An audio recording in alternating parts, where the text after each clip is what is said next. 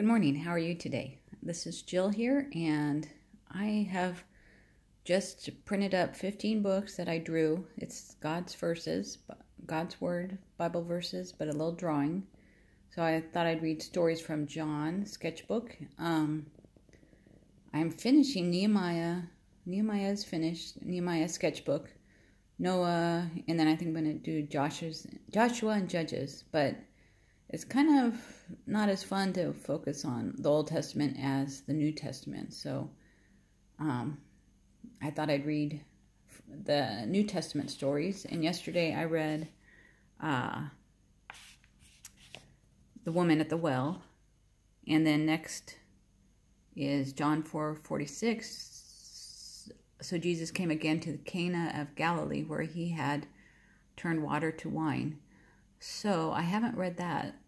So let's go back to where Jesus turns water into wine. That's his first miracle. And then we'll come back to the nobleman's son. And Jesus is going to heal the nobleman's son.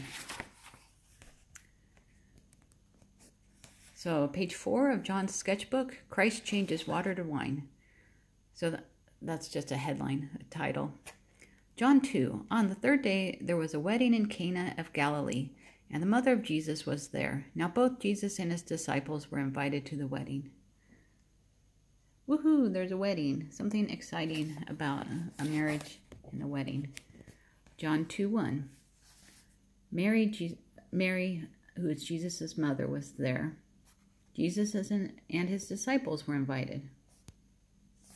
Here's an invitation, come to the wedding. I don't know how they invited people back then, but now we have fancy invitations. So everybody's at the wedding, and when they ran out of wine, the mother of Jesus said to him, "They have no wine," Mary says. "The wine bottle is empty."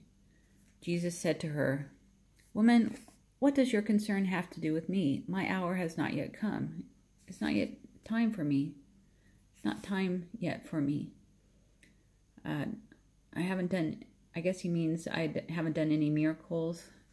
It's not time for me to do a miracle, but it has now become the time.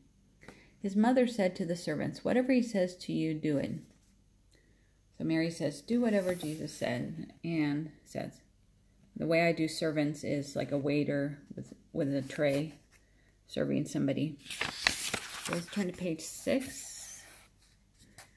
And nearby stood 6 stone water jars, the kind used by the Jews for ceremonial washing. So it's a tradition to wash your hands in a special way in the Jewish culture. So there were stone water jars, each holding from 20 to 30 gallons.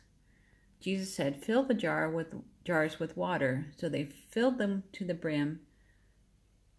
So there's the water all the way to the top, filled to the brim. 20 to 30 gallons is each bottle or jar. And they put in water to the top, and it's going to come out wine. John 2:8. Then he told them, "Now draw some out and take it to the master of the banquet." Pour some out. Or that might be a mistake. It might mean take the water from the large jars and put them into a bottle. But I poured out a bottle into a glass. So I'm not sure about that.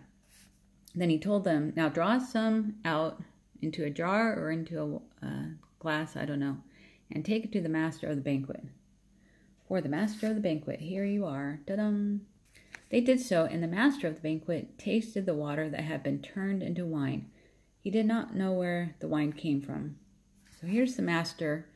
I don't know if it's the bride's dad or the groom's dad, but he's the host or the master. Or maybe he's a hired worker, I'm not sure. "Where did this wine come from?" said the master.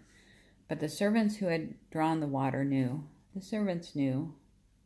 They're like, "Oh no, what's happening? What should I say?" Page 8. John 2:9. The master of the feast called the bridegroom. Bridegroom, come here. And he said to him, every man at the beginning sets out the good wine. The good wine is the first to be set out. And when the guests have well drunk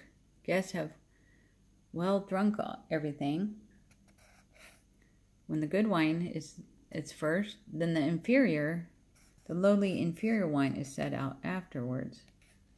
You have kept the good wine till now. The good wine is at the end of the feast. So that was nice of Jesus to give them wine at their party and help with a cultural problem, a cultural difficulty. God cares about us, and he's always doing miracles. God bless. Have a good day, and may your water be turned to wine.